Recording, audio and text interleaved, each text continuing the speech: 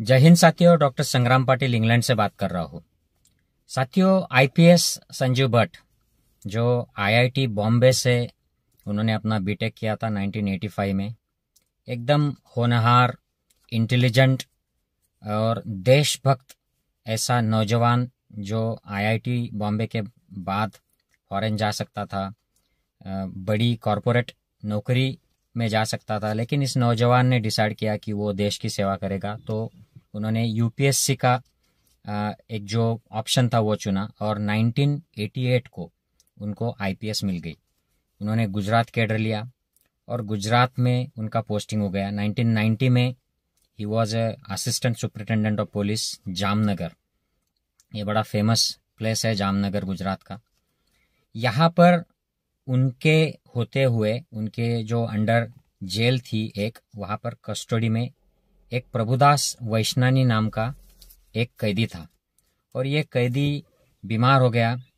उसका हॉस्पिटल में उसको शिफ्ट कर दिया गया। बाद में वो किडनी फेल्योर से हॉस्पिटल में उसकी मौत हो गई। तो उसके भाई ने एक कंप्लेन की और उस कंप्लेन में कहा कि ये पुलिस में कस्टोडियल डेथ हुआ है और ये पुलिस ने उसको मारा पीटा, इसलिए ये डेथ हुई है। तो ये इसका एफआईआर हो गया, ये केस आगे चली। गुजरात सरकार ने ये केस डिटेल में इसका संज्ञान लिया और डिटेल्स देखे और ये डिसाइड किया कि इसमें कोई भी सच्चाई नहीं थी कि ये कस्टडी में मारने की वजह से ये मर गए हैं। शायद इसीलिए गुजरात सरकार ने हाई कोर्ट से ये विड्रॉ कर लिया केस, क्योंकि उस वक्त उनको कुछ ऐसे सबूत मिले होंगे कि जिससे उनको सरकार को लगा होगा कि ये कस्टोडियल डेथ नहीं है, इसमें पुलिस की कोई गलती नहीं है। तो ये 1990 की बात है। बाद में फिर आईपीएस संजीव भट्ट ये अपने काम करते रहे। उन्होंने 1999 से 2002 का जो समय था, उस वक्त उनका पोस्टिंग स्टेट इन्वेस्टिगेशन ब्यूरो में हुआ था। वहाँ पे वो डिप्टी कमिश्नर थे। तो ये बड़ा इम्पोर्टेंट उनका समय रहा। इस समय में वे गुजरात स्टेट की सिक्योरिटी के लिए जिम्मेदार थे और chief minister of Gujarat Modi ji के सिक्योरिटी के भी वो जिम्मेदार थे उस वक्त के। तो बड़ी जिम्मेदारी थी उनकी।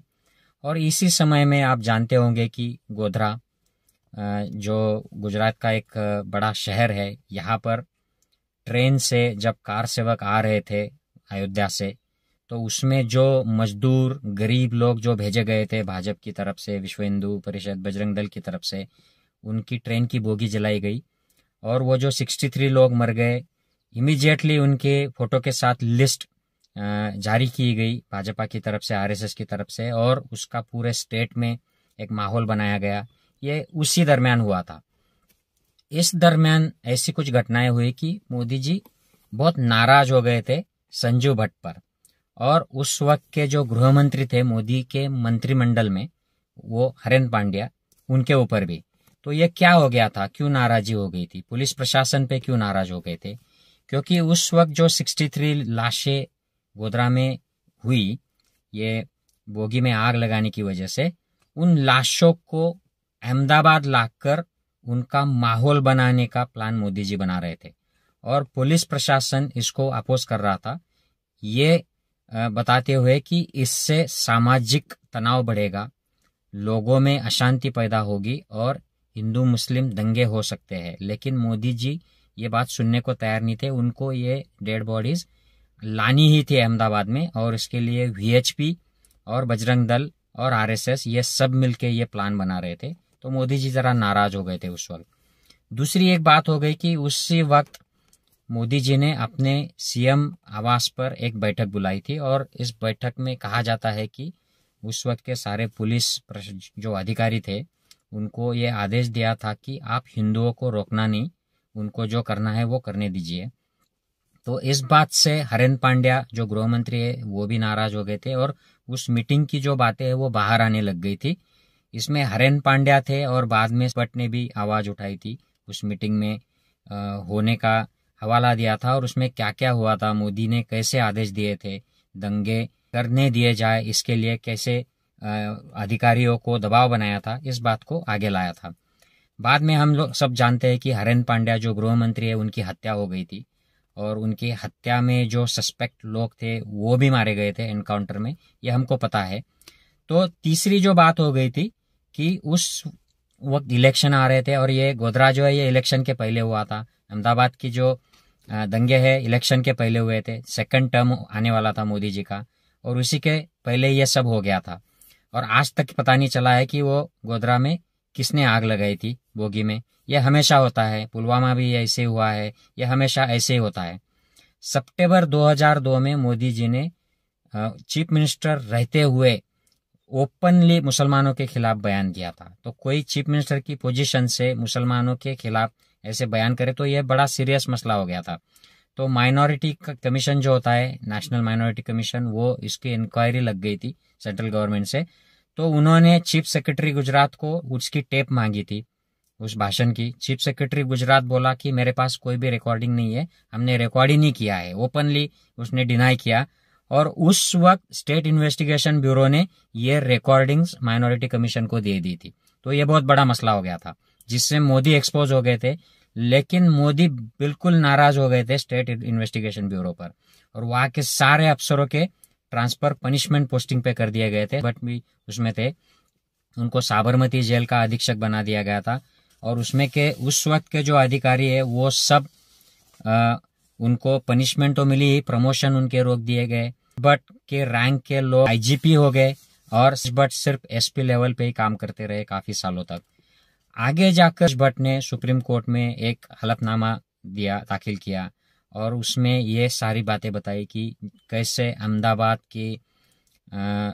में ये 63 डेड बॉडीज को लाकर बीजेपी, ये बजरंग दल और वीएचपी माहौल बनाना चाहते थे, ये दबाव बना रहे थे।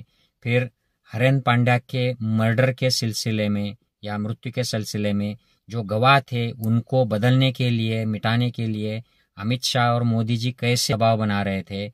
और सीएम के घर जो मीटिंग हुई थी उसमें वो थे, और उसमें क्या क्या मोदी जी ने बताया था, ऑर्डर्स दिए थे। और एक खास बात उन्होंने एक्सपोज की, वो ये कि जब वो साबरमती के जेल के सुपरिटेंडेंट थे तब वहां का एक कैदी अजगर अली, उस कैदी ने उनको ये बताया था कि हरेन पांड्या को मारने के लिए तुलसीदास प्रजापति को सुपारी दी गई थी, और तुलसीदास प्रजापति को पुलिस एनकाउंटर में मार दिया गया। ये इसको उनको जेल के कैदी ने ये इन्फॉर्मेशन दी थी। तो ये सारी बातें जैसे ही बाहर आई तो 2011 में, याद कीजिए 1990 की जो बात है, जामनगर में एक कस्टोडियल डेथ के नाम पे केस हुआ था। वो गुजरात गवर्नमेंट ने ही विड्रॉ कर लिया था, क्योंकि उसमें उनको कोई आधार नहीं दिखे थे, सबूत नहीं मिल रहे थे कि इसमें पुलिस की कुछ गलती है। वही केस मोदी जी ने फिर से खुलवा दिया 2011 में, और संजीव भट्ट जो है इनको सस्पेंड कर दिया। फिर 2015 में उनको किसी कारण उनको सर्विस से बाहर निकाल दिया कि ये एब्सेंट रहते हैं, ऐसे कुछ बहाने बनाकर। और उसके बाद 2019 में जब मोदी जी प्राइम मिनिस्टर हो गए तो संजीव भट्ट को वहां के कोर्ट ने लाइफ सेंटेंस दे दिया, उम्र कैद की सजा फिर सुना दी। संजीव भट्ट की जो साइड है, उनकी वाइफ जो बोल रही है, उनकी बेटी भी अब सब जगह पे घूम रही है और न्यायालय से न्याय की गुहार लगा रही है कि संजीव भट्ट जामनगर में उस कस्टडी के जो डेथ के सिलसिले में उस कैदी को उन्होंने देखा तक नहीं था, और उनका कोई संबंध भी नहीं था, और बाद में गुजरात गवर्नमेंट ने ही वो केस डिसॉल्व कर दिया था। तो ये 21 साल बाद ये केस खोला था, 1990 टू 2011, 21 साल के बाद ये केस जानबूझकर खोला गया था, क्योंकि संजीव भट्ट ओपनली उस वक्त मोदी जी के अगेंस्ट काफी सारे मामले लेकर बाहर आ गए थे, ओपनली आगे आ गए थे। तो यह अभी घूम रही है, उनकी वाइफ घूमती है, उनकी बेटी है, वो सच्चाई बताते रहती है, उनके साइड की सच्चाई। तो कोर्ट उनको आगे के कोर्ट में जाने के लिए जो टेक्निकल चीजें होती है उसके लिए कोऑपरेट नहीं करता है, ऐसा उनका कहना है। और उनको जो आगे अपील करना है उसके लिए उनको बेल देना चाहिए कोर्ट ने, वो बेल नहीं मिलती है, उनको जेल में ही रोक के रखना है ताकि वो बाहर आके और कुछ ज्यादा चीजें न बोले और माहौल न बिगाड़ दे, इसलिए उनको जेल में ही बंद करके रखा जाता है। उनको कोई मीडिया नहीं कवर करता है। ये ब्राह्मण है, लेकिन आरएसएस बीजेपी ये ब्राह्मण और सवर्णों की पार्टी होकर भी, ये गुट होकर भी, ये इनके लिए कुछ आवाज नहीं उठाते हैं, उनके लिए कोई भी नहीं बोलता है, क्योंकि ये उनके पॉलिटिकल जो इंटरेस्ट है इनके खिलाफ है, इसलिए ये आवाज नहीं उठाते हैं। तो इस बात से हमको ये जानना चाहिए कि इन पार्टियों को कास्ट से, रिलीजन से या सच्चाई से, न्याय से, इससे कुछ लेना नहीं होता है। इनको सिर्फ अपने पॉलिटिकल इंटरेस्ट से लेना होता है। मैं इसका मतलब ये नहीं कह रहा हूँ कि संजू भट्ट की साइड ही सिर्फ सही है और मोदी जी की साइड गलत है, लेकिन ये जो सारे जो स्टेप्स है, इससे हमें ये पता चलता है कि अभी न्याय नहीं हुआ है पूरी तरह से, क्योंकि उनको अभी बेल मिली नहीं है। उनको अपील करने का जो उनका राइट है, उसके लिए यंत्रणा जो है, न्याय यंत्रणा, वो कोऑपरेट नहीं कर रही है। उनकी आवाज दबाई जा रही है और उनको आगे जाकर सुप्रीम कोर्ट का दरवाजा खटखटाने से रोका जा रहा है। तो अभी भी संजीव भट्ट, आईपीएस संजीव भट्ट की फाइल ओपन है और मैं आशा करता हूँ कि ये जल्दी से जल्दी ये सच्चाई सबके सामने आए और न्याय यंत्रणा जो है, कोर्ट जो है, इनको भी अपॉर्चुनिटी दे उनकी साइड रखने के लिए। उनको सुप्रीम कोर्ट तक जाने दिया जाए और दूध का दूध और पानी का पानी इस मामले में भी किया जाए। ये फाइल भी ओपन की जाए, ट्रांसपेरेंटली, ऑनेस्टली ये ओपन की जाए और न्याय किया जाए। जय हिंद साथियों।